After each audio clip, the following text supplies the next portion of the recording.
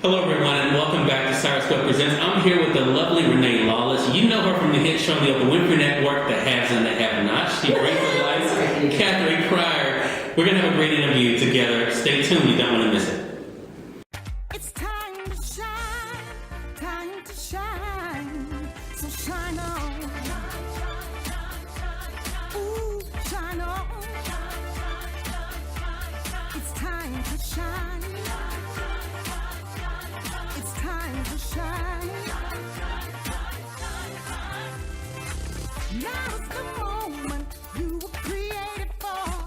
And if you feel it's right, come on, let's go. You're in control.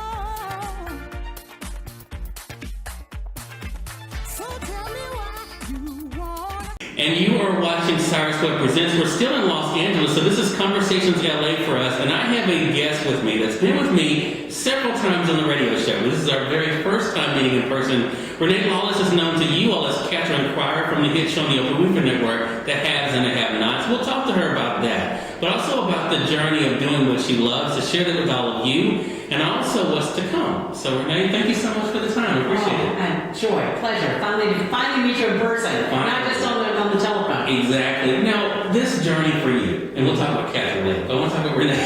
Catherine's not a we already know about her. Let's just talk about it. All right, what has this been like for you to have done? I remember our very first conversation together, that you were so gracious with your time then, and you have continued to be that over the years, since season 1, but what has this ride been like for you? We've talked about the onions of Catherine, but what has it been like for you to kind of share yourself in this journey, to experience it for yourself?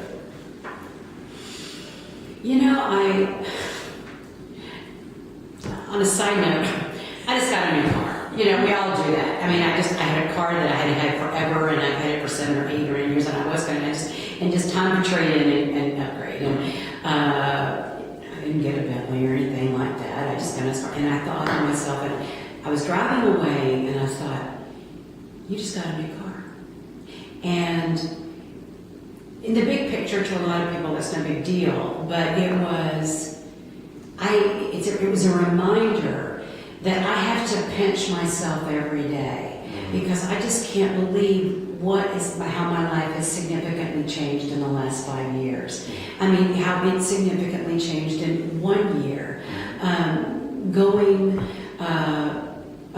from stage, which I still love, it will always be home, it will always be where my roots are, but to this medium of television, something that I've always wanted to do, and just the warmness, the welcoming, the fan base that wherever I go, that I still don't get used to.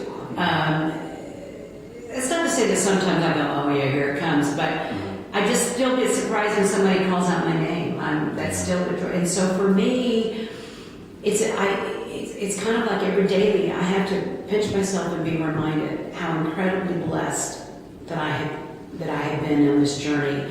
And to see how the have and have-nots has changed, and the journey of that show, not in combination with my own personal journey. Other things have been afforded me, opportunities have been afforded to me that I never thought possible. I have met actors that I admire and still admire, and have, I hesitate to use the word worship from afar, that you go up to meet somebody and they recognize you first, and you're like, what? What?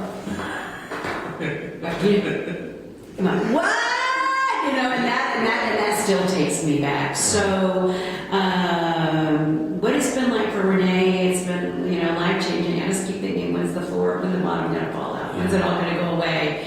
And I think we all think that. When you get a new job in corporate America, or whether you get a promotion or something, but especially the state of the economy over the past several years, we always wonder who's going to have a job tomorrow. Sure. And this could all end tomorrow, and I have to hopefully find something else, but I think the Lord's taking care of me, so I'm not worried. Yeah.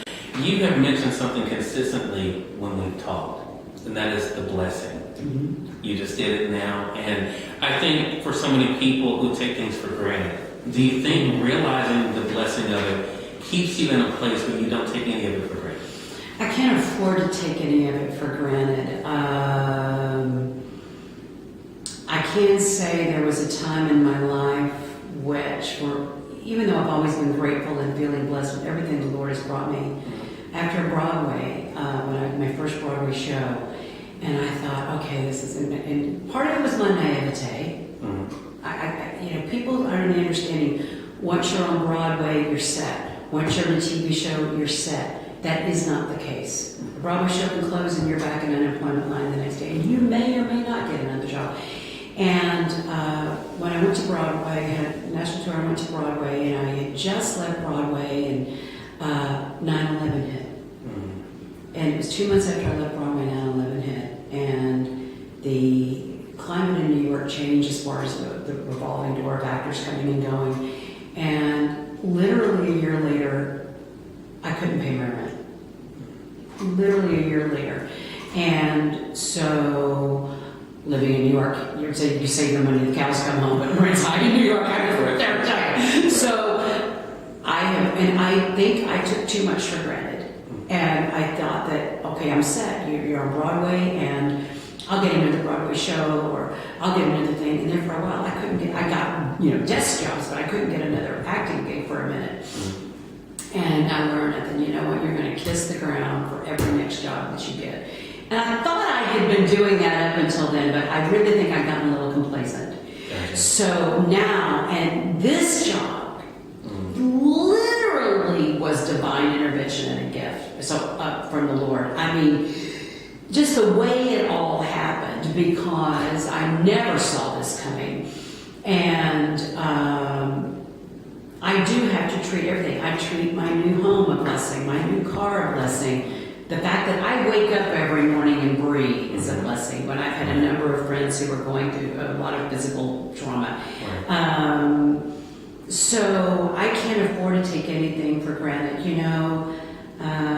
I'm a strong believer and I have a strong faith and a strong believer in the Lord and His gifts. But look at Job, who had everything, and then went through a time of testing. I mean, he lost it all and got it all back, but yeah, can't afford to. And you have perfectly set up the haves and have-nots, right? That's right, because you can have one day and you can have nothing else. Right. Catherine Pryor has intrigued us since the very first time we saw her interviewing Hannah in the very first episode. The very first time, but I still remember that interview. I worked the hardest on that scene than anything I think I've ever done. Yeah. But we've seen you do some powerful scenes, of course, since then, that revealing to Hannah about the cancer. Right.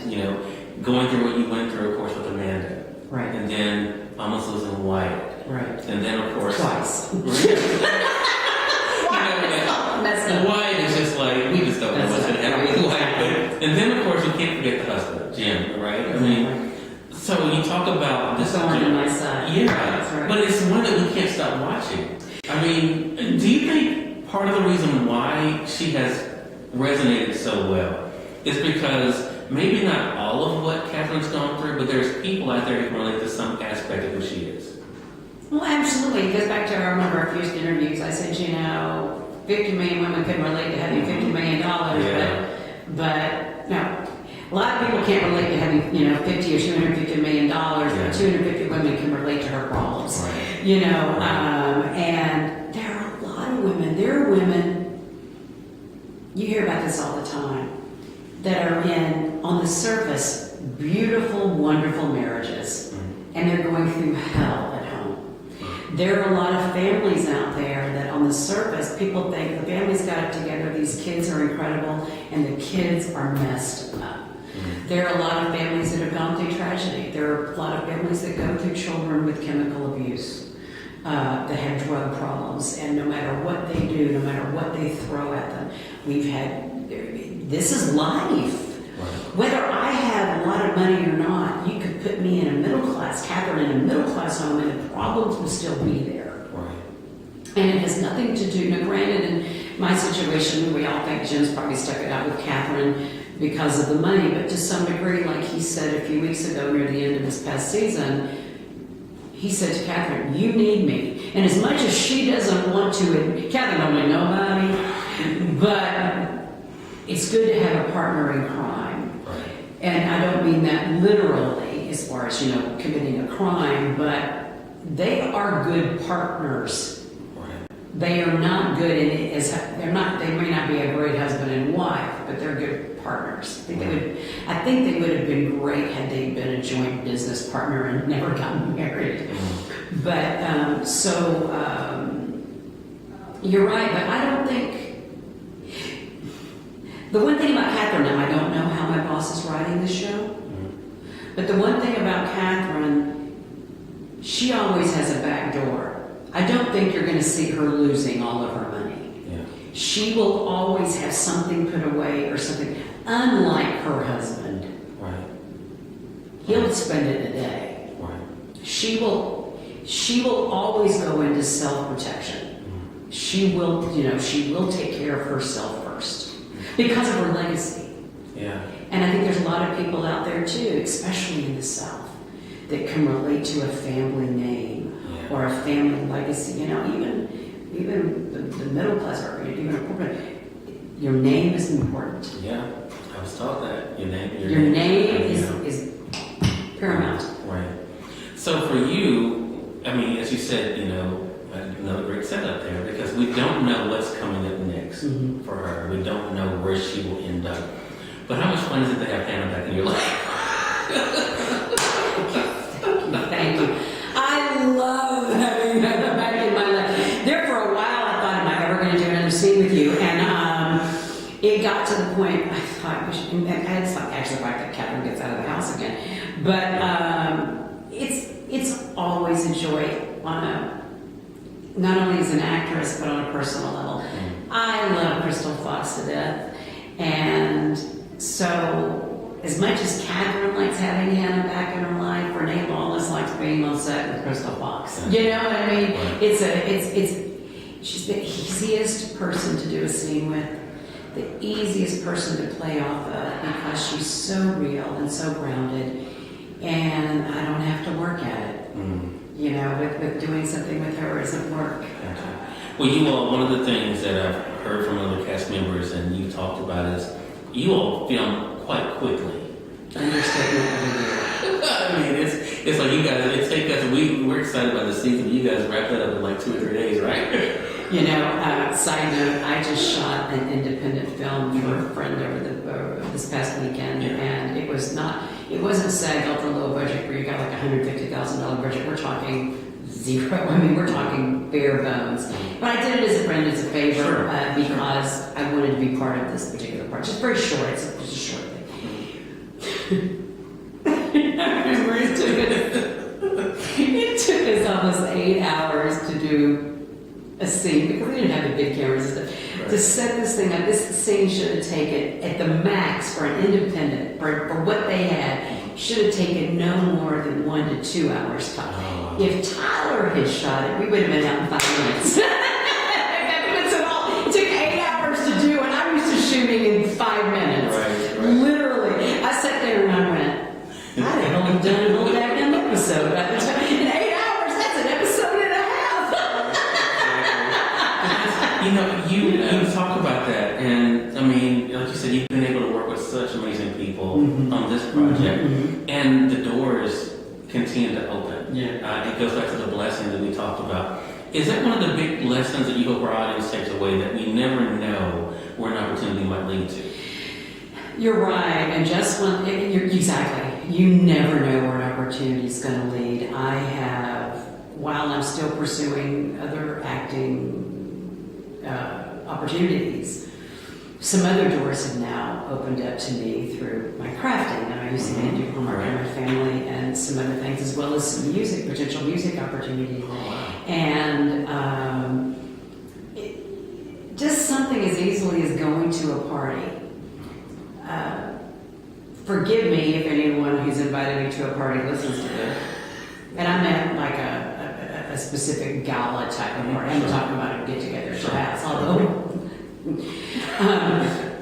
But when you see, trust me, actors sometimes don't always want to do half the red carpets they have to do.